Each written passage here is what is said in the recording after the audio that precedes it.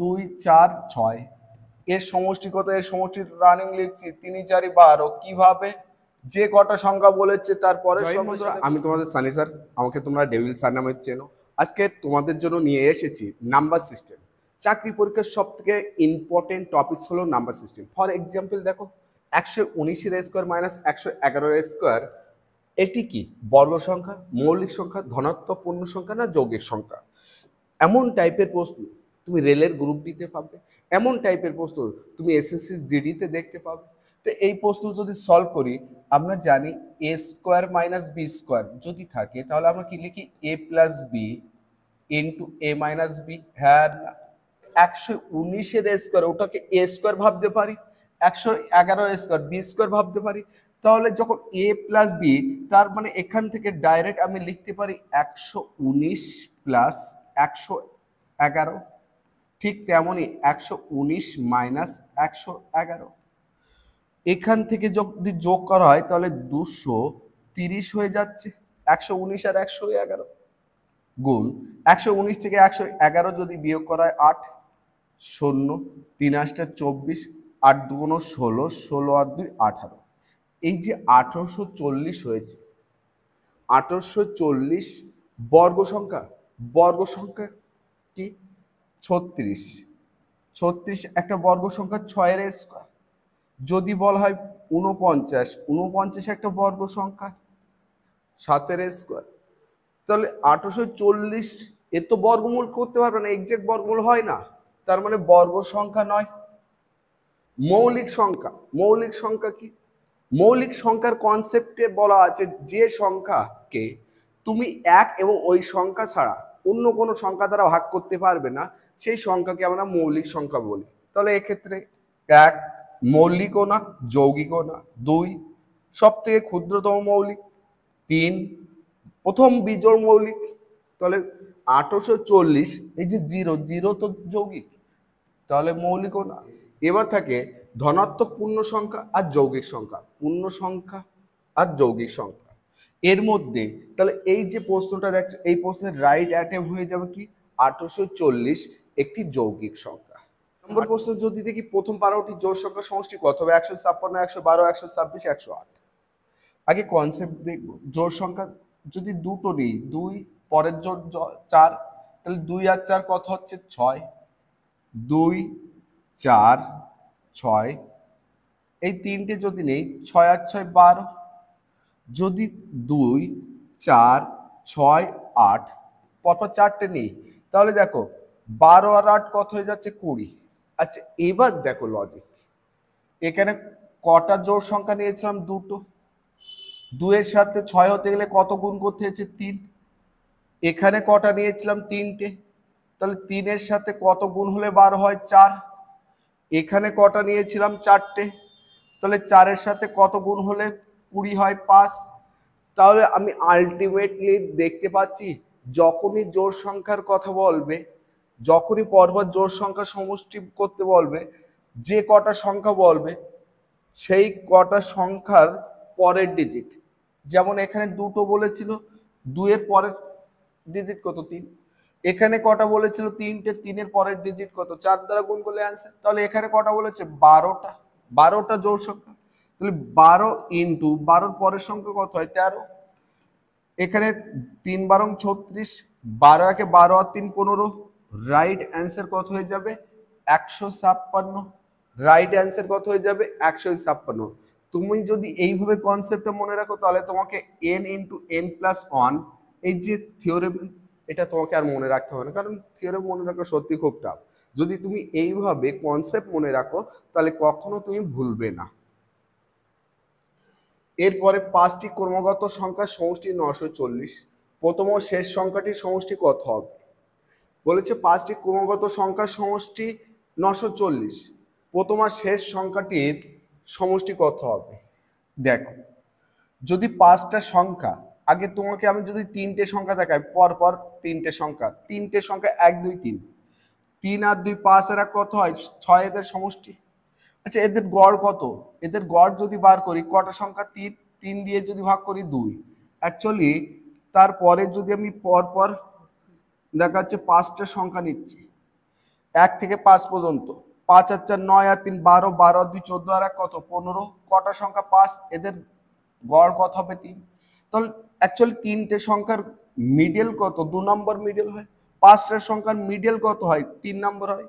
তাহলে অ্যাকচুয়ালি যে কটা সংখ্যার কথা বললে পর পর মিডলেই গড় থাকে। কোথায় থাকে, মিডলেই গড় থাকে। তাহলে পাঁচটি ক্রমাগত সংখ্যার সমষ্টি, যখন পাঁচটি ক্রমাগত সংখ্যার সমষ্টি কত বলে দিয়েছে, 940। 940কে 5 দিয়ে ভাগ করব। 5 18 90, 4 40, 5 8 40, 188 আমি এখানে বসিয়ে দিচ্ছি। 188 এখানে বসিয়ে দিলে এবার বলেছে প্রথম ও শেষ সংখ্যাটি সমষ্টি কত হবে। পরপর পাঁচটা বলেছে, কেন এখানে এই গড় বসিয়েছি, এই যে গড় সমষ্টিকে সংখ্যা দ্বারা ভাগ করলে যে গড় হয় সেটাই মিডলে থাকে, সেই কনসেপ্ট। 188 গড় হয়েছে, মিডলে বসে দাও। বৃহত্তম কত হয়ে যাবে, 190। ক্ষুদ্রতম কত হয়ে যাবে, 187, 186 বলেছে। এবার প্রশ্ন প্রথম ও শেষ সংখ্যাটির সমষ্টি, তার মানে আলটিমেটলি 190 আর 186 যোগ করব। যোগ যদি করা হয় 6 9 আর 8 17, 2 আর 1 3, 376। তোমরা এখান থেকে এই তৈরি করে সময় নষ্ট করবে। গিয়েছো কিসে, চাকরি পরীক্ষায়, যেখানে তোমার 1 সেকেন্ডের মূল্য আছে। এই 1 সেকেন্ডকে তুমি অন্য একটা প্রশ্ন তুমি দেখতে পাবে। এই জন্য 1 সেকেন্ডের মূল্য যখন বেশি, তুমি যদি এখান থেকে এইভাবে করতে যাও, তোমার 15 সেকেন্ড টাইম নষ্ট হয়ে যাবে, তুমি বুঝতেও পারবে না। ঘড়ি ধরে করলে 15 সেকেন্ড নষ্ট হয়ে যাবে। একটু কনসেপ্ট দেখো, এখানে প্রথম আর শেষ, প্রথম আর শেষ 1 আর 5 যোগ করলে কত হচ্ছে, 6, প্রথম আর শেষ। তারপরে প্রথম দিক থেকে সেকেন্ড এবং শেষের দিক থেকে সেকেন্ড, এদেরও সমষ্টি কত দেখো, 6। অ্যাকচুয়ালি এদের গড় কত ছিল, 3। আমি বলতে পারি যে 3 তার দ্বিগুণ হয় প্রথম আর শেষ সংখ্যার সমষ্টি। যে গড় হয় তার দ্বিগুণ হবে প্রথম আর শেষ সংখ্যার সমষ্টি। তা যখন আমি গড় এখান থেকে 188 পেয়ে গিয়েছিলাম, আমি আর কেন বাবা এই ফরম্যাট তৈরি করে 20 সেকেন্ড টাইম নষ্ট করে দেব পরীক্ষা সেন্টার চাকরি দিতে গিয়েছি, পার্কে না। তাহলে এর সাথে 2 গুণ করে দেব, 8 2 16, 8 2 36, 1 37, 376। দেখো তোমার টাইম বাঁচাতে পেরেছো 20 সেকেন্ড। আর যদি তুমি টাইম বাঁচাতে পারো, আগে লাইক কমেন্ট এবং সেই সাথে শেয়ারটাও কিন্তু চাই। তাহলে এক্ষেত্রে রাইট অ্যান্সার সি অপশন। এর পরের প্রশ্ন, প্রথম 35টি ধনাত্মক সংখ্যার সমষ্টি কত হবে। প্রথম 35টা ধনাত্মক সংখ্যা, যখন কিছুই বলা নেই, ধনাত্মক সংখ্যা মানে পরপর 1 2 3 এইভাবে, তো এদের সমষ্টি যদি ভাবো, এখানে কত হচ্ছিল 6, এখানে কটা ডিজিট, 3টে ডিজিট। তাহলে 3 ইন্টু হাইয়েস্ট ডিজিট, এ কে বাড়াও কত 4, তাকে হাফ 6। এক এভাবে বলতে পারো, আর না হলে বলতে পারো যে হাইয়েস্ট ডিজিট আছে তার থেকে 1 বাড়িয়ে লেখো 4, আর যে হাইয়েস্ট ডিজিট তার হাফ বানিয়ে দাও, কত হয়ে যাবে 6। অ্যাকচুয়ালি কোন থিওরেমে অ্যাপ্লাই হচ্ছে, n ইন্টু n প্লাস 1/2। তুমি যদি এই সূত্র আকারে মনে রাখো, আমি হারগিজ বলতে পারি একটা নর্মাল স্টুডেন্ট হলে সেকেন্ডের মধ্যে বলে যাবে। কিন্তু তুমি যদি ভাবো যে পরপর ধনাত্মক সংখ্যার সমষ্টি বার করতে হলে হাইয়েস্ট যে সংখ্যা বলবে সেই সংখ্যাটা থেকে 1 বাড়িয়ে দেবো আর সেই সংখ্যাটার হাফ নেব, ব্যাস আমার প্রশ্ন শেষ। এখানে 35টি বলেছে, তাহলে 35টা সংখ্যার হাফ কত হয়, 35/2। 35 থেকে 1 বড় হলে কত হয়, 36, 18, 5 18 কত হয়, 90, হাতে কত আছে 9, 3 18 54, 54 আর 9 63। রাইট অ্যান্সার কত হয়ে যাচ্ছে, 630। রাইট অ্যান্সার কত হয়ে যাচ্ছে, 630। ক্লিয়ার। এরপরে প্রশ্ন, প্রথম 80টি ক্রমিক সংখ্যার সমষ্টি কত হবে, 1640, 820, 3240, 1808। যদি তুমি বুঝতে পারো তাহলে অবশ্যই এই প্রশ্নের অ্যান্সার উইদাউট পেন অ্যান্ড পেপারে তোমাকে অ্যান্সার দিতে হবে কমেন্ট বক্সে। বলেছে এবার 1 থেকে 150 পর্যন্ত ক্রমিক সংখ্যাগুলোর সমষ্টি কত হবে। সিম্পল প্রশ্ন, ভয় পাওয়ার কিছু নেই। কেন, একটু আগেও বলে দিয়েছি n ইন্টু n প্লাস 1 এই বাই 2, এই যে থিওরেম, এই থিওরেমকে ভাববো না, ভাববো কি সবচেয়ে বড় সংখ্যা যা আছে তার হাফ এবং তার থেকে 1 বেশি। এই জন্য এই প্রশ্নেরও রাইট অ্যান্সার তোমাকে কমেন্ট বক্সে লিখেই জানাতে হবে। 9 নম্বর প্রশ্ন, পরপর 20টি জোড় সংখ্যার সমষ্টি কত হবে? পরপর 20টি জোড় সংখ্যার সমষ্টি কত হবে? জোড় সংখ্যা বলেছে, পরপর সংখ্যা না। যখনই জোড় সংখ্যা দেখবো তাহলে কোন কনসেপ্ট? ওই যে বলেছিলাম 2, 4, 6 এর সমষ্টি কত? এর সমষ্টি রানিং লিখছি 3, 4, 12। কিভাবে? যে কটা সংখ্যা বলেছে তার পরের সংখ্যার সাথে গুণ। তার মানে অ্যাকচুয়ালি কনসেপ্টটা ছিল n ইন্টু n প্লাস 1, এই কনসেপ্ট।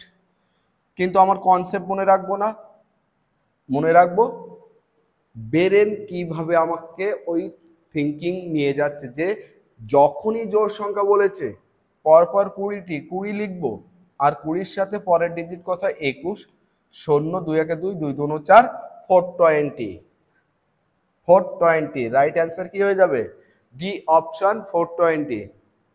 পরপর 100টি সংখ্যার সমষ্টি কত হবে? 10,000, 100, 50 50, 25 25, 150 150। রাইট অ্যান্সার অবশ্যই তোমাকে আবার কমেন্ট বক্সে লিখে জানাতে হবে।